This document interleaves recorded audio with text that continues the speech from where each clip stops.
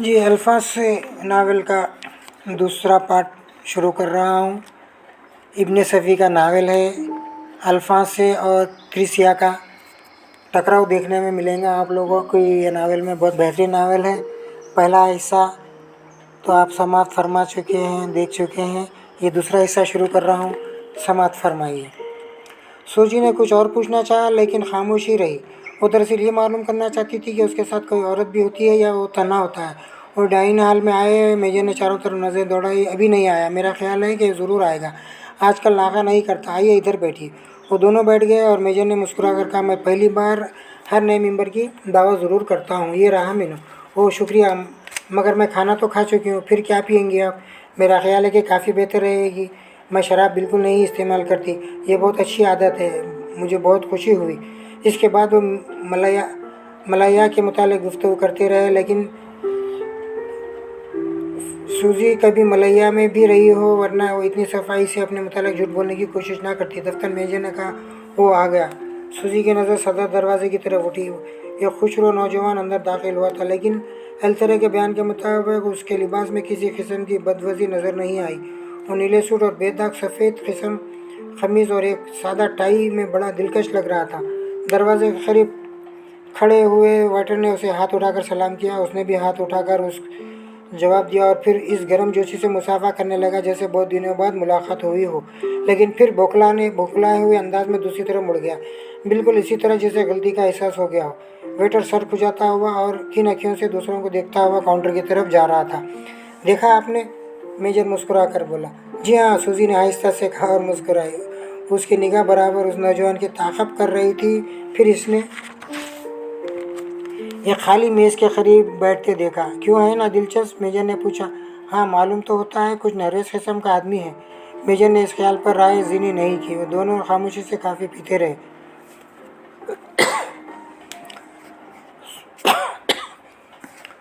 सूजी ने देखा कि हाल के दूसरे लोग उसके आदमी को देखकर हंस रहे हैं, लेकिन वो इस अंदाज में कुछ खोया सा बैठा था जैसे अपने गुर्दोपेश की खबर ही ना हो। फिर तारुफ करा दिया जाए उससे। ज़रूर ज़रूर, ये तो सूरत ही से अहमक मालूम होता है। मेजर फिर खामोश ही रहा। वो दोनों उठकर उसकी मेज़ के करीब आए और वो बौखला कर खड़ा हो गया। आपसे मिलिए, मैनेजर ने इमरान की तरफ हाथ फैलाकर कहा। आप मिस्टर अली इमरान और आप मिस सोजी। इमरान ने मैनेजर ही से मुसाफा कर डाला, फिर सूजी कहकर सूजी की तरफ हाथ बढ़ाया और सूजी इस बौखलाहट पर बेख्तियार मुस्करा पड़ी। तशरीफ़ रखिए, इमरान ने घबराए हुए लहजे में कहा। वो बैठ गए। मेजर ने उसे बताया कि सूजी अभी हाल ही में मलैया से आई है। ओह मलैया, क्या कहने हैं? इमरान सर हिलाकर बोला। मुझे वहाँ बर्फ़ के गिरने का मंजर बहुत हसीन मालूम होता था। बर्फ़? सूजी ने हैरत से कहा। वो खित्ता तो इस्लाह से करीब है, वहाँ बर्फ़ कब गिरती है? अरे लाहौल, मुझे हिमालय का ख्याल था। मलैया में नहीं गया। ज़रूर जाइए, अगर कभी मौका मिले। वहाँ के मनाजिर आप बहुत पसंद करेंगे। ज़रूर ज़रूर। दोनों ही खामोश हो गए। सोजी सोच रही थी कि अब क्या कहे और इमरान बार बार किन अखियों से मैनेजर की तरफ देखने लगता था। वो सोच रहा था कि आज ये नई बात क्यों? इससे पहले कभी मैनेजर ने किसी लड़के से इमरान का तारुफ नहीं कराया था। मैनेजर शायद समझ गया था। उसने जल्दी से कहा, मिस सोजी क्लब के किसी ख़ास दिलचस्प तरीन मेंबर से तारुफ चाहती थी। ओह, इमरान भद्देपन से हंसने लगा। फिर बोला, क्या वाकई दिलचस्प हूँ? इतनी जल्दी कैसे अंदाज़ा हो सकता है? सूजी मुस्कुराई। ये इक़दाम तो उन्होंने अपने तजुर्बे की बना पर किया था। जी हाँ, ठीक है, इमरान सर हिलाकर बोला और फिर होंठ पर होंठ जमा कर बैठ गया। मैनेजर इन्हें वहाँ छोड़कर जा चुका था और सूजी सचमुच बोर हो रही थी, क्योंकि इमरान कुछ ऐसे अंदाज में खामोश बैठा हुआ था जैसे उसने अपने किसी अजीज़ की मौत की खबर सुनी हो। आप तो गैर दिलचस्प साबित हो रहे हैं जनाब, सूजी अठला। अरे हाँ, वो मैं दरअसल भूल ही गया था। क्या भूल गए थे? यही कि हम दोनों पहली बार मिले हैं। बात दरअसल ये है मिस सूजी नहीं, सूजी सूजी। ओह माफ़ कीजिएगा, मुझे दरअसल भूल जाने का मरज़ है। कोई बात नहीं, अक्सर ऐसा होता है। मैं आपका शहर देखना चाहती हूँ। ज़रूर देखिए, बहुत अच्छा शहर है। आप कभी ऊँट पर बैठी हैं? ऊँट पर? सूजी ने हैरत से कहा और उसे मजाक के सवाल पर हंस पड़ी। जी हाँ, ऊँट पर। आप ऊँट नहीं समझती क्या?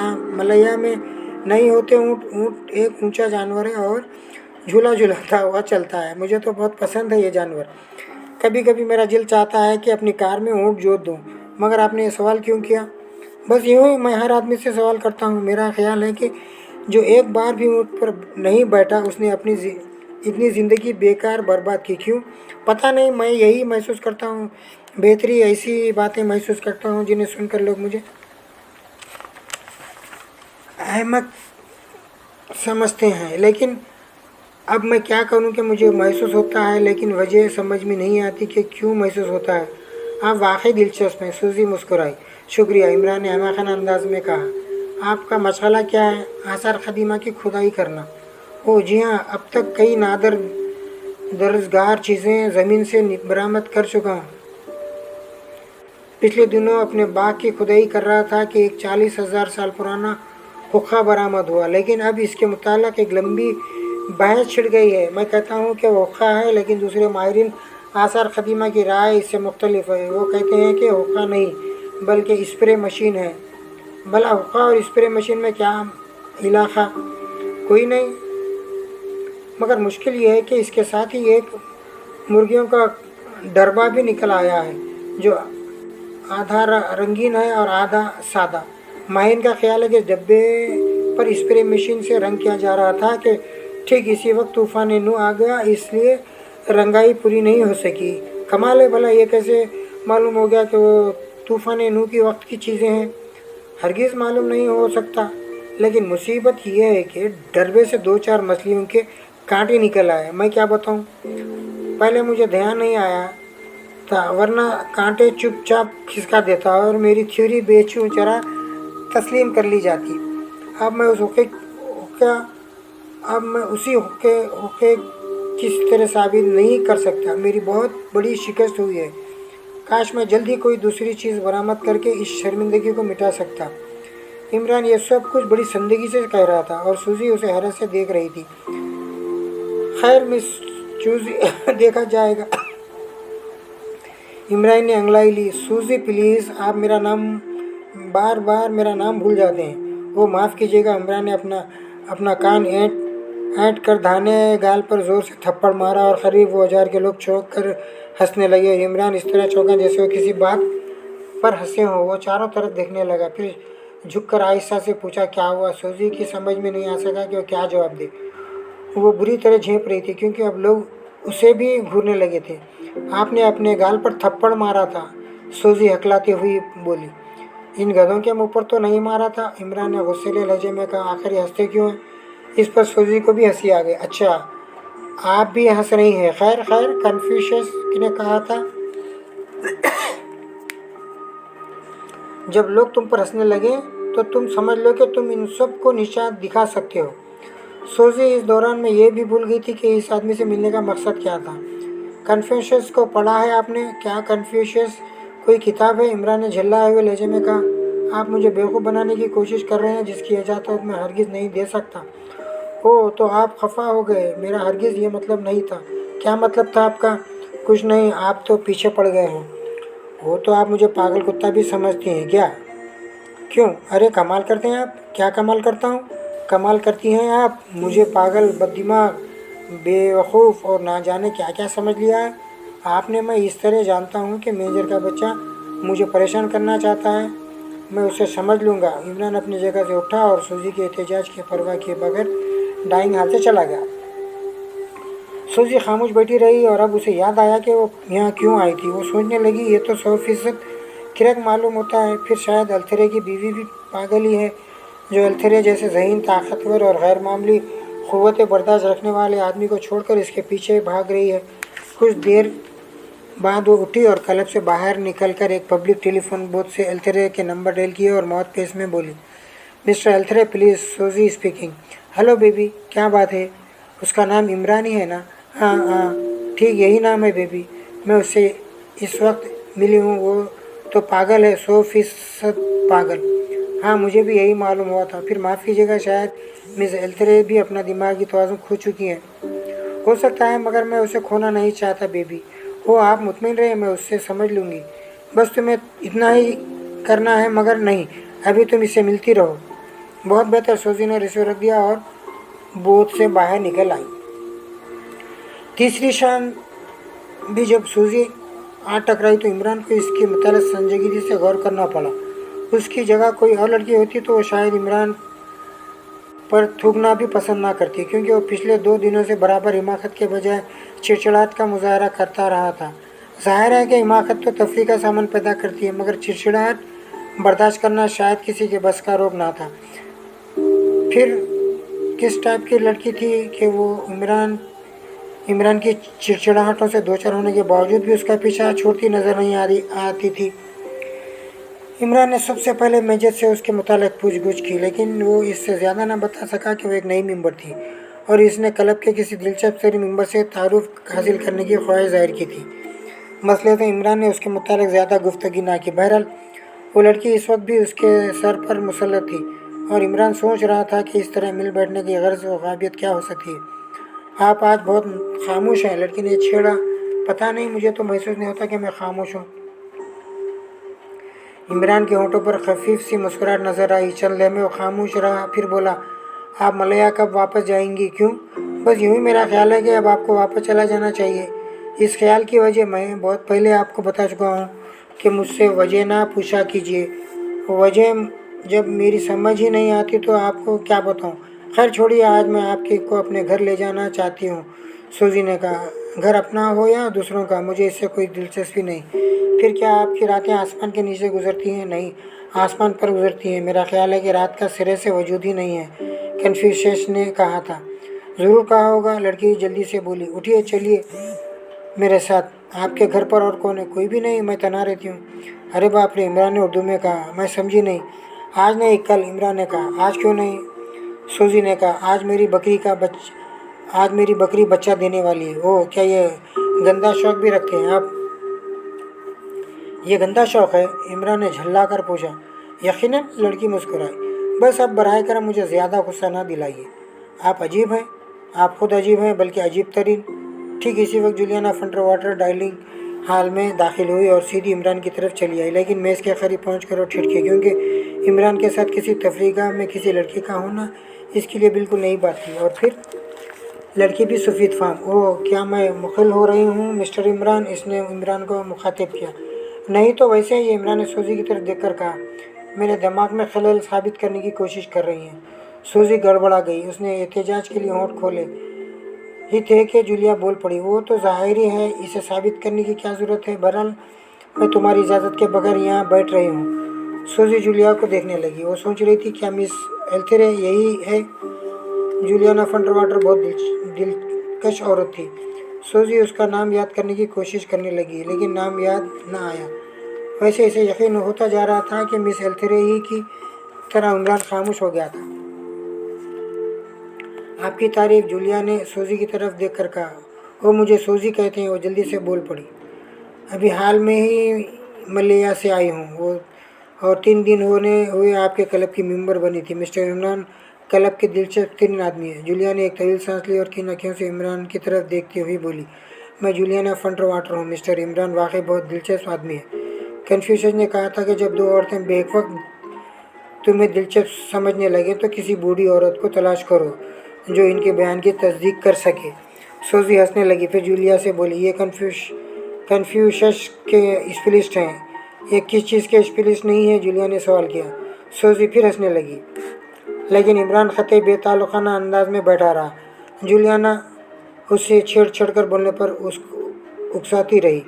इससे सूजी ने उसे मिस एल्थरे समझते हुए अंदाज़ लगाया कि इमरान को उसके परवाह नहीं है। खुद वही इसके पीछे लगी है। इन 3 दिनों में सूजी ने यह भी महसूस किया था कि किराक होने के बावजूद वो जिन्स मुकाबिल के लिए खुद काफ़ी कशिश रखता है। सूजी अब उठ जाना चाहती थी। ना जाने वो क्यों एल्थरे को बताना चाहती थी कि इमरान शायद मिस एल्थरे को मुँह लगाना भी पसंद नहीं करता और खुद ही इसके पीछे दुम हिलाती फिरती है। अच्छा, अभी इजाज़त दीजिए, औरतें हुई बोली। बैठिए ना, जूलिया ने कहा। अगर आप मेरी वजह से उठ रही हैं हो तो? अरे नहीं, कतई नहीं। सूजी मुस्कुराई। मुझे दरअसल 8 बजे एक जगह पहुंचना है। ज़रूर, इमरान ने मुसाफिर के लिए हाथ बढ़ा दिया। ना जाने क्यों सूजी को इमरान की इस हरकत पर बड़ा गुस्सा आया, लेकिन वो ज़बरदस्ती मुस्कुराती रही। कुछ देर बाद उसने एक पब्लिक टेलीफोन बॉक्स से एल्थरे को फ़ोन किया। यस बेबी, दूसरी तरफ से आवाज़ आई। मैं इस वक्त उन दोनों के पास से उठकर आ रही हूँ। वो क्या? जी हाँ, आज मिस एल्थरे से भी मुलाकात हो गई। वो वाकई बहुत हसीन है। उनका नाम जूलियाना ही है ना? क्या? ओ हाँ, जूलियाना। दूसरी तरफ से थोड़े वक्त के साथ कहा गया। हाँ, तो तुमने उसे देख लिया बेबी? हाँ, देख लिया। मगर मिस्टर एल्थरे, वो इमरान इस सिलसिले में बिल्कुल बेकसूर मालूम होता है। मैंने महसूस किया है कि वो उनसे भागना चाहता है, लेकिन वो शायद खुद ही उस पर बुरी तरह मर मिटी हो सकता है। बहरहाल इस वाक़े को एल्थरे की बदनसीबी ही कहा जाए। और सुनिए, क्या आपको मालूम है कि वो अपने नाम के साथ आपका नाम नहीं लगाती? हाँ, ये मेरे लिए बिल्कुल नई इत्तला है। दूसरी तरफ तहरीर ज़्यादा सी आवाज़ आई। जी हाँ, उन्होंने खुद ही कहा था कि जूलियाना फंट वाटर है। सूजी ने कहा, बेबी ये बड़ी ज़्यादती है, अब तुम खुद ही इंसाफ करो। क्या कोई शादीशुदा औरत शोहर के बजाय बाप का नाम इस्तेमाल कर सकती है? फंटू वाटर उनके बाप का नाम है। हाँ, मगर अब ये औरत ख्वामखा मुझे गुस्सा दिला रही है। एल्थरे की गुस्सेली आवाज़ आई। आपका गुस्सा फजूल है मिस्टर एल्थरे। इमरान ने उन पर डोरे ना डाले होंगे। वो इस किस्म का आदमी मालूम नहीं होता। बल्कि मैं तो यहाँ तक कहने के लिए तैयार हूँ कि उसे औरतों से कोई दिलचस्पी नहीं है। खैर ये गलती से ये खैर ये गलती है तुम्हारी। वो दूसरे किस्म के मर्दों में से है। ये लोग ख्वामखा औरतों से बेपरवाही ज़ाहिर करते हैं। हालांकि हकीकत ये होती है कि वो इनके कुत्ते होते हैं। उनकी बेरुखी तो असल दरअसल औरतों को अपनी तरफ मुतवज्जा करने का एक तरीका है। मुमकिन है आप दुरुस्त कह रहे हो। हाँ, ऐसे मर्द भी होते हैं। बस ये समझ लो कि सारा कसूर इसी का है। हाँ, ये बताओ, क्या वो तुम्हारे साथ आने पर आमादा है? मैं उसे आमादा कर लूँगी। शायद कल शाम को वो मेरे साथ बाहर निकल सके। अच्छी बात है। कल 10 बजे तक तुम्हें मुकाम के मुतालिक इत्तला दे दी जाएगी। मगर आप करेंगे क्या? बस तुम देखना मेरी हुकूमत अमली। वैसे तुम मुतमईन रहो, कोई गैर कानूनी हरकत हरगिज़ ना होने पाएगी। मुझे इत्मीनान है मिस्टर एल्थरे, आप बहुत ऊँचे आदमी हैं। शुक्रिया बेबी, मगर अफसोस, काश मेरी बीवी ने कभी मुझे इस नक्ते नज़र से देखा होता। आपके कहने का मतलब ये है कि मैं आपकी बहुत इज़्ज़त करती हूँ, इसीलिए मैं भी तुम्हारी बहुत इज़्ज़त करता हूँ। अच्छा बेबी, और कुछ नहीं? जी नहीं। दूसरी तरफ से सिलसिला मुनक़ता होने की आवाज़ आई। आज सर्दी कम थी और पिछली रात का शफाफ चांद सफ़ेद बादलों की छोटे छोटे टुकड़ों से बार बार उलझ रहा था। क्लाक ने 12 बजे आए और वजारत खारजा का इस असिस्टेंट सेक्रेटरी कर्नल फादर टहलते टहलते रुक गया। मगरिबी समित की खिड़की एक तरफ कपट खुला हुआ था, जिससे दूर तक फैला हुआ मैदान दिखाई देता था। वो खिड़की से बड़ा दूसरा पट भी खोलता हुआ सलाखों पर झुक गया। हद हद नज़र तक चांदनी की चांदनी खेत कर रही थी। फिर उसने बड़ी बेचैनी से क्लॉक की तरफ देखा। 12 बजकर 2 मिनट हुए थे। अब उसने इस तरह कलाई की घड़ी पर नज़र डाली जैसे दीवार से लगे हुए क्लॉक ने उसे धोखा दिया हो। बाहर हल्की सी सरसराहट हुई और चौंक पड़ा। कुछ दूर खुरदुर फूलों की विहाड़ियों का सिलसिला था और वह आँख फाड़ फाड़ के इन्हें घूरने का लगा। फिर दरवाज़ा खोल कर बाहर निकल आया। उसके अंदाज में बड़ी बेचैनी थी। झाड़ियों के करीब पहुंचकर उसने आहिस्ता से कहा, सलोना। उसे अपनी सरगोशी दूर तक फैलती हुई महसूस हुई। वो चारों तरफ देखने लगा, लेकिन क्यों उसे कोई जवाब नहीं मिला था। थोड़ी दूर तक झाड़ियाँ मुतरिक नजर आईं। दौड़ता हुआ वहाँ पहुँचा। सलवाना सलवाना, उसने आहिस्ता से पुकारा। वो चारों तरफ देखने लगा। इस बार उसे झाड़ियों में एक हाथ दिखाई दिया और झपटा हाथ गायब था। वो हंसता हुआ झाड़ियों में घुसता चला गया, लेकिन अचानक उसे ऐसा महसूस हुआ जैसे उसकी गर्दन में फंदा सा पड़ गया। एक झटके के साथ रुककर उसने अपनी गर्दन टोटनी चाहिए, लेकिन दूसरे हिले में एक मजबूत हाथ उसके मुंह पर पड़ा। साथ ही उसके हाथ भी किसी की गिरफ्त में आ गए। इसने तड़प कर इस जाल से निकलना चाहा, मगर मुमकिन ना हुआ। मुंह पर हाथ की गिरफ्त इतनी मजबूत थी कि उसका दम घुटने लगा। ऐसी सूरत में हलक से आवाज़ क्या निकलती। वो ज़मीन पर गिरा दिया गया, लेकिन बेहद हरकत। शायद बेक वक्त कई आदमियों ने उसे दबा रखा था। फिर आहिस्ता आहिस्ता उसके कानों में गूंजने वाली छाएँ छाएँ गहरी होती गई। एक बार आंखों के सामने कोंदा सा लपका और फिर गहरी तारीकी छा गई। कानों की छाएँ छाएँ ज़हन के अंधेरों में मदगम हो गई। कर्नल नादर अच्छे हाथ पैर और बेहतर सेहत का मालिक था, लेकिन फिर भी जब वो दोबारा होश में आया तो नखात की वजह से आंखें खोलने में भी दुश्वारी महसूस कर रहा था। लेकिन फिर इस तरह उछल पड़ा जैसे अचानक कोई चीज़ चुभ गई हो। वो बनाना था, जिस्म पर तार भी नहीं था। उसने चारों तरफ वहशत ज़दा नज़रों से देखा। दीवानों के अंदाज में पूरे कमरे में चक्कर लगाने लगा। वो कमरे में तन्हाई था, लेकिन यहाँ उसे कोई ऐसी चीज़ नहीं मिली जिससे वो अपना जिस्म ढांप सकता। उसका सर बड़ी शिद्दत से चकरा रहा था। दफ्तर दरवाज़ा खोलने की आवाज़ आई और 3 आदमी अंदर दाखिल हुए। वो बेताशा बैठकर एक कोशे में सिमट गया। आने वालों ने सफ़ेद पादरियों की वजह ख़ता रखते थे। अरे देखो इस नंगे बेशरम को, एक ने दाढ़ी पर हाथ फेर कर कहा। छी छी, दूसरे ने बुरा साबुन बनाया। क्या तुम्हें शर्म नहीं आती? मेरे तीसरे ने डिप्टी सेक्रेटरी को मुखातब किया। डिप्टी सेक्रेटरी फौजी आदमी था, लेकिन इस किस्म के हालात से दो चार होना इसके लिए बिल्कुल नई बात थी और वो बुरी तरह नर्वस हो गया था। अरे कुछ असर ही नहीं होता इस पर, एक ने कहा। बहरा है शायद, दूसरा बोला। क्यों, क्या तुम बहरे हो? तीसरे ने डिप्टी सेक्रेटरी को मुखातब किया। मेरे कपड़े लाओ सुअर के बच्चों, डिप्टी सेक्रेटरी ने कपकाती हुई आवाज़ में कहा, वरना चुन चुन कर खतर कर डालूंगा। मेरे कपड़े लाओ, लाओ जल्दी, निकालो यहाँ से सुअर के बच्चों। पागल मालूम होता है, तीसरे ने दूसरों की तरफ देखकर खौफजदा आवाज़ में कहा। भागो यहाँ से। और वो सचमुच भागते हुए कमरे से निकल गए। उन्होंने दरवाज़ा भी नहीं बंद किया। डिप्टी सेक्रेटरी उठकर दरवाजे की तरफ बढ़ा कि उसे बंद करके अंदर से चिटकनी चढ़ा दी, लेकिन फिर वो झिझक कर पीछे हटा। एक लंबा सा आदमी दरवाजे में खड़ा था। इसके हाथ में डिप्टी सेक्रेटरी के कपड़े थे। इसने इन्हीं की तरफ उछलते हुए कहा, कपड़े पहन लो, और फिर वो कमरे से निकल गया। डिप्टी सेक्रेटरी ने बौखलाए हुए अंदाज में कपड़े पहने और फिर दरवाजे की तरफ बढ़ा। अब उसकी आंखें गुस्से से सुर्ख हो रही थी। ऐसा मालूम हो रहा था जैसे वो इस वक्त पहाड़ से भी टकरा जाएगा। इसने अपनी पूरी कुव्वत से लंबे आदमी पर हमला कर दिया, लेकिन अपने ही जोर में मुंह के बल फर्श पर ढेर हो गया, क्योंकि लंबे आदमी ने बड़ी फुर्ती से वार खाली दिया था। फिर उसे उड़ने की मोहलत न मिल सकी। लंबा आदमी उस पर सवार हो गया। तुम अपना वक्त ज़ाया कर रहे हो दोस्त, उसने डिप्टी सेक्रेटरी की गर्दन दबाते हुए सफ़ाखाना अंदाज में कहा, और फिर उछल कर हट गया। डिप्टी सेक्रेटरी ज़मीन से उठा तो लेकिन चुपचाप खड़ा रहा। तुम अब बूढ़े हो चुके हो, लंबे आदमी ने कहा, इसलिए तुम इस किस्म की वर्जिश तुम्हारे आज़ाब के लिए नुकसानदा भी हो सकती है। मुझे यहाँ क्यों लाया गया है? डिप्टी सेक्रेटरी कुर्राया। एक बहुत ही मामूली बात के लिए, जो ज़ाती तौर पर तुम्हारे लिए ज़रा बराबर भी नुकसानदा नहीं हो सकती। तुम सिर्फ इतना बता दो कि रेड स्क्वायर कागजात कहाँ रखे गए हैं। वो डिप्टी सेक्रेटरी उसे घूरने लगा। मैं ये सुनना पसंद नहीं करूँगा कि तुम उसे लाइलिम हो, लंबे आदमी ने कहा। यह हकीकत है कि मैं उनके मुतालिक कुछ नहीं जानता। तुम अच्छी तरह जानते हो।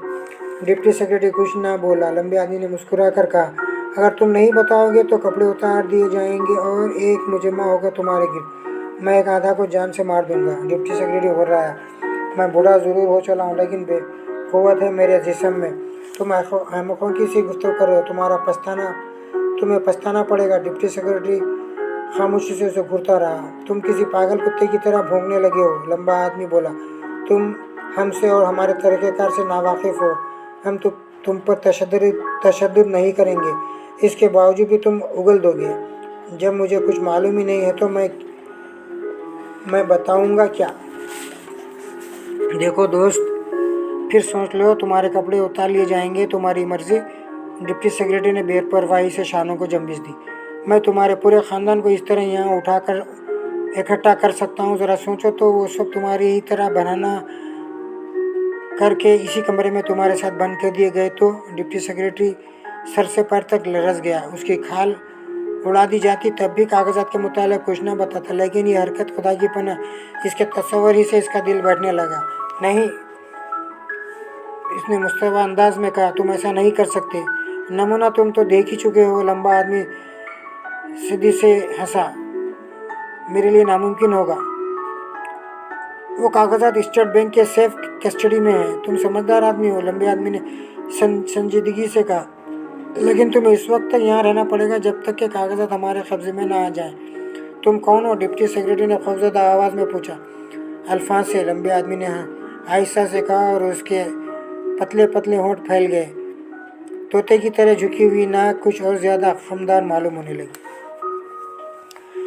फ़ोन की घंटी देर से बज रही थी, चूँकि ये इमरान का वो फ़ोन था जिसके नंबर टेलीफोन डायरेक्टरी में भी पाए जा सकते थे, इसलिए उसने कोई परवाह न की और घंटी बजती रही। इमरान का ख्याल था कि ये वही लड़की होगी जो उसे अक्सर फ़ोन पर बोर करती रहती थी, इसलिए इसने खामोश रहना ही मुनासिब समझा। लेकिन जब घंटी किसी तरह बंद होने को नहीं आई तो उसने चिल्लाकर रिसीवर उठा लिया और चंगारती हुई सी आवाज़ में बोला, हेलो, क्या अब्दुल जब्बार साहब मौजूद हैं? दूसरी तरफ से आवाज़ आई। इमरान का मुंह और ज़्यादा बिगड़ गया, गालिबन किसी ने गलत नंबर डायल किए थे। हेलो। दूसरी तरफ से फिर आवाज़ आई, मैं मालूम करना चाहता हूँ कि अब्दुल जब्बार साहब घर पर मौजूद हैं। इमरान ने जवाब दिया, ज़रा फ़ोन पर बुला दीजिए, मैं अब्दुल जब्बार ही बोल रहा हूँ। आगा जब्बार भाई, सलाम अलैकुम। पहचाना आपने? दूसरी तरफ से बोलने वाले ने लहक कर कहा। पहचान लिया। अच्छा, ही। कहिए भाई साहब, मेरा काम हुआ या नहीं? हो गया। नहीं, आप मजाक कर रहे हैं। ही। इमरान ने भी उसी की नकल की और चंद सेकंड तक दोनों में ही का तबादला होता रहा। जब्बार भाई, मतलब ये है कि आपको यकीन है ना कि काम हो गया है? दूसरी तरफ से कहा गया। हाँ, मुझे यकीन है कि काम हो गया है और तुम गधे हो। जी, तुम गधे हो? यानी कि आप क्या कह रहे हैं? You R A Dunki. ये तो हुआ अंग्रेजी में, यानी अब जिस जबान में कहो यानी कर दो। आपने शायद मुझे नहीं पहचाना, मैं नवाब करामत अली बोल रहा हूँ। तुम मलिका विक्टोरिया के भतीजे सही, लेकिन हो गधे। अरे जब्बार, तुम होश में हो या नहीं? मैं बिल्कुल होश में हूँ नवाब करामत अली, तुम एक बार फिर गधे हो। Shut up you dirty swine. मैं डर्टी स्वाइन ही सही, सही को आप नरामत हो नवाब करामत अली, मगर तुम गधे हो। मैं तुम्हें देख लूँगा, सुअर के बच्चे। दूसरी तरफ से धाड़ने की आवाज़ आई। मैं सुअर का बच्चा ही सही, लेकिन तुम 100% गधे हो। अच्छा। दूसरी तरफ से सिलसिला मुनक़ता कर दिया गया।